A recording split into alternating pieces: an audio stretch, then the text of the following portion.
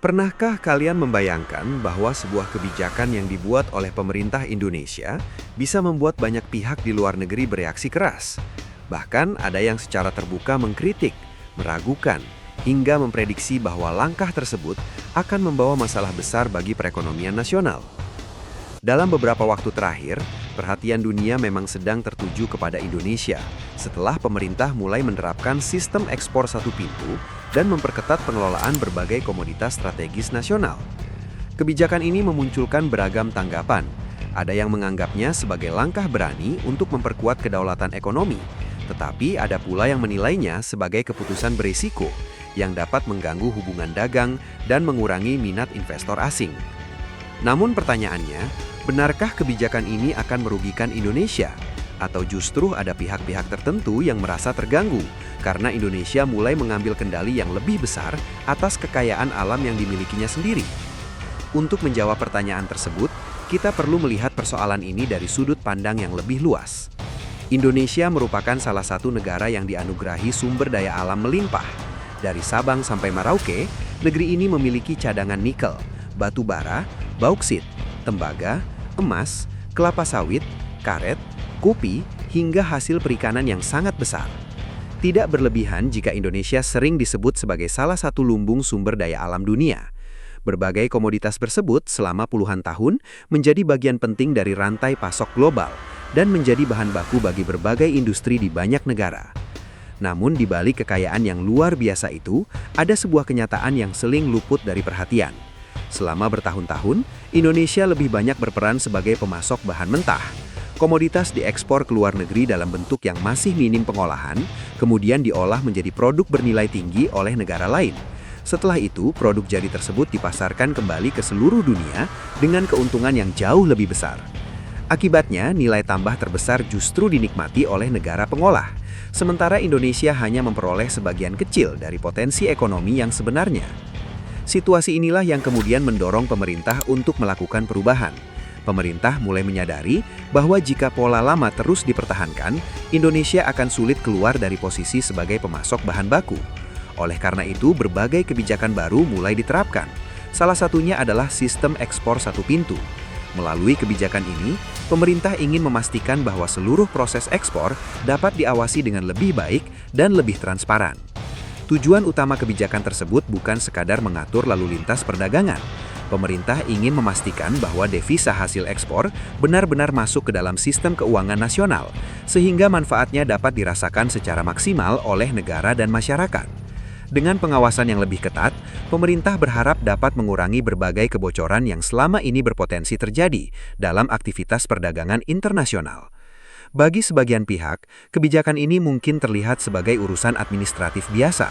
Namun kenyataannya, dampaknya jauh lebih besar, sebab yang diatur bukanlah komoditas biasa, melainkan berbagai sumber daya strategis yang memiliki pengaruh besar terhadap industri global. Salah satu contoh yang paling sering dibahas adalah nikel.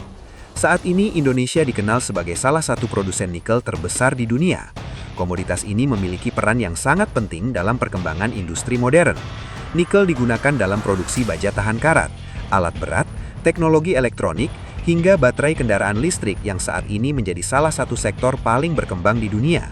Ketika permintaan kendaraan listrik meningkat secara global, kebutuhan terhadap nikel juga ikut melonjak. Karena itulah, setiap kebijakan Indonesia yang berkaitan dengan nikel selalu menjadi perhatian dunia internasional. Ketika pemerintah mulai membatasi ekspor bahan mentah dan memperketat pengelolaan perdagangan nikel, banyak negara langsung merasakan dampaknya.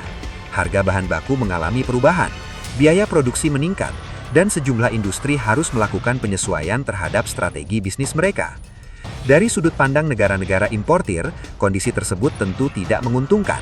Mereka harus menghadapi biaya produksi yang lebih tinggi dan pasokan yang lebih terbatas. Namun dari sudut pandang Indonesia, justru situasi itu dapat meningkatkan nilai tambah yang diperoleh dari sumber daya alam yang dimiliki. Harga yang lebih baik berarti potensi pendapatan yang lebih besar, baik bagi negara maupun pelaku usaha dalam negeri. Disinilah sebenarnya letak benturan kepentingan yang seringkali tidak dibahas secara terbuka. Selama puluhan tahun, banyak negara menikmati keuntungan karena dapat memperoleh bahan baku dengan harga relatif murah dari Indonesia. Sistem tersebut memberikan manfaat besar bagi industri mereka. Tetapi ketika Indonesia mulai berusaha meningkatkan nilai tambah dan memperkuat posisi tawarnya, sebagian pihak mulai menunjukkan keberatan. Tidak mengherankan jika kemudian muncul berbagai narasi yang menggambarkan kebijakan ini sebagai sesuatu yang berbahaya. Ada yang mengatakan investor akan pergi, ada yang menyebut ekonomi Indonesia akan melemah, ada pula yang mengaitkan berbagai gejolak ekonomi dengan kebijakan ekspor satu pintu. Namun, apakah semua tuduhan tersebut benar? Jika kita melihat kondisi ekonomi secara lebih objektif, kenyataannya jauh lebih kompleks. Salah satu isu yang paling sering dikaitkan dengan kebijakan ini adalah pergerakan nilai tukar rupiah. Ketika rupiah mengalami pelemahan, sebagian orang langsung menyimpulkan bahwa hal tersebut adalah akibat dari kebijakan pemerintah. Padahal nilai tukar mata uang dipengaruhi oleh banyak faktor yang saling berkaitan. Pergerakan suku bunga di negara-negara maju, kondisi ekonomi global, konflik geopolitik, perubahan harga energi dunia, hingga arus modal internasional semuanya memiliki pengaruh terhadap nilai tukar. Ketika investor global merasa kondisi dunia sedang tidak pasti, mereka cenderung memindahkan dana ke aset yang dianggap lebih aman. Akibatnya banyak mata uang negara berkembang mengalami tekanan, bukan hanya rupiah. Fenomena seperti ini terjadi hampir di seluruh dunia. Oleh karena itu, menyimpulkan bahwa setiap pelemahan rupiah disebabkan oleh satu kebijakan ekspor tentu merupakan penyederhanaan yang terlalu jauh. Bahkan banyak ekonom menilai bahwa penguatan pengelolaan devisa hasil ekspor justru dapat membantu memperkuat stabilitas ekonomi dalam jangka panjang. Pemerintah sendiri berpendapat bahwa sistem ekspor satu pintu merupakan bagian dari strategi besar untuk memperkuat fondasi ekonomi nasional. Dengan pengawasan yang lebih baik terhadap arus devisa, Indonesia memiliki peluang untuk meningkatkan cadangan devisa negara, memperkuat ketahanan sistem keuangan, dan mengurangi potensi kebocoran ekonomi yang selama ini menjadi tantangan. Lebih jauh lagi, kebijakan ini juga memiliki hubungan yang sangat erat dengan program hilirisasi yang selama beberapa tahun terakhir menjadi fokus utama pemerintah. Hilirisasi merupakan upaya untuk mengolah sumber daya alam di dalam negeri sebelum diekspor ke pasar internasional. Tujuannya adalah menciptakan nilai tambah yang lebih besar dan membuka peluang ekonomi baru di dalam negeri. Bayangkan jika nikel yang selama ini hanya dijual sebagai bahan mentah dapat diolah menjadi bahan baku baterai kendaraan listrik di Indonesia. Nilai ekonominya akan meningkat berkali lipat. Tidak hanya menghasilkan pendapatan yang lebih besar, tetapi juga menciptakan lapangan pekerjaan baru, mendorong transfer teknologi, dan mempercepat pertumbuhan sektor industri nasional. Efek berantai dari hilirisasi juga sangat luas. Ketika sebuah kawasan industri berkembang, berbagai sektor pendukung ikut tumbuh. Infrastruktur diperbaiki, kebutuhan tenaga kerja meningkat, usaha kecil bermunculan, dan aktivitas ekonomi masyarakat menjadi lebih dinamis. Dengan kata lain, manfaatnya tidak hanya dirasakan oleh perusahaan besar, tetapi juga oleh masyarakat di sekitar kawasan industri. Pemerintah bahkan berencana memperluas pendekatan ini ke berbagai sektor lainnya. Kelapa sawit, karet, kopi, rumput laut, dan hasil perikanan menjadi beberapa komoditas yang diproyeksikan akan mendapatkan perhatian lebih besar dalam strategi hilirisasi nasional. Harapannya, Indonesia tidak lagi hanya dikenal sebagai negara penghasil bahan mentah, tetapi juga sebagai negara yang mampu menghasilkan produk bernilai tinggi dan berdaya saing global. Tentu saja perjalanan menuju tujuan tersebut tidak akan berjalan mulus. Setiap perubahan besar selalu menghadapi tantangan. Akan ada pihak yang merasa dirugikan karena kehilangan keuntungan yang selama ini mereka nikmati.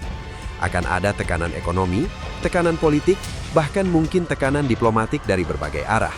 Namun, sejarah menunjukkan bahwa hampir semua negara yang berhasil meningkatkan posisi ekonominya di dunia pernah menghadapi tantangan serupa.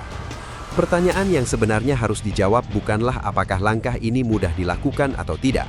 Pertanyaan yang jauh lebih penting adalah, apakah Indonesia ingin terus berada pada posisi lama sebagai pemasok bahan mentah, atau berani mengambil langkah untuk menjadi pemain utama yang memiliki kendali lebih besar atas sumber daya dan masa depannya sendiri? Pada akhirnya, perdebatan mengenai sistem ekspor satu pintu bukan hanya tentang aturan perdagangan. Ini adalah perdebatan mengenai arah pembangunan bangsa. Ini adalah perdebatan mengenai bagaimana kekayaan alam Indonesia seharusnya dikelola dan siapa yang paling berhak menikmati manfaat terbesar dari kekayaan tersebut.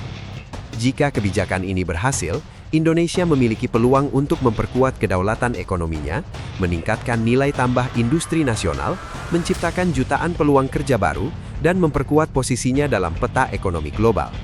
Dunia mungkin sedang mengamati setiap langkah yang diambil Indonesia saat ini.